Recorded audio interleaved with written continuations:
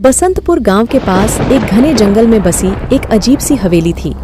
लोग कहते थे कि उसमें रात को कोई अजीब सी आवाजें सुनाई देती हैं और उस जंगल के बड़े पेड़ों के नीचे कभी कभी रात्रि में कुछ अजीब चमकती रोशनी भी दिखाई देती थी।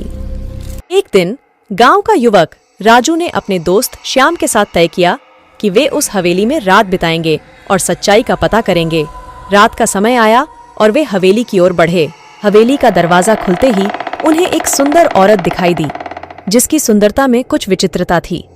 वह उनका हंसते हुए स्वागत करती है और बताती है कि वह एक समय की रानी थी जो एक जादुई रत्न की मदद से हमेशा जवान रह सकती थी। लेकिन एक दिन उन्होंने उस रत्न का दुरुपयोग किया और अपनी रूपरेखा को बदलकर डायन बन गईं। राजू और श्याम ने उस औरत की कहानी सुनी और उसका साथ देने का निर्णय किया। वे जंगल में भटकते हुए एक वृक्ष के पास पहुंचे, जहां वे शंकर भगवान की पूजा करते थे। अचानक अंधकार से घिरी हवेली में एक भयंकर चीख सुनाई दी।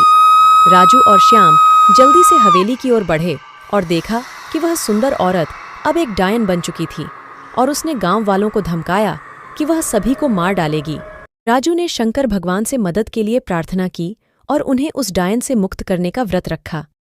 एक रात शंकर भगवान राजू को सपने में दिखाई दिए और उस डायन को परास्त करने के लिए राजू को एक तलवार और एक जादुई बोतल दी। उन्होंने बताया कि तलवार उस डायन को हराने के लिए है और बोतल से वह सुंदर औरत बन सकती है। राजू और श्याम ने उस हवेली में पुनः प्रवेश किया और उन्होंने वहां विचार किया कि कैसे वे डायन को रोक सकते हैं।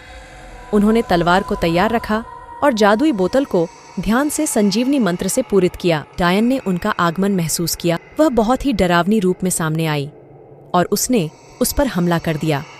राजू ने तलवार का प्रयोग करते हुए उसके साथ युद्ध किया। डायन की शक्ति बहुत अधिक थी।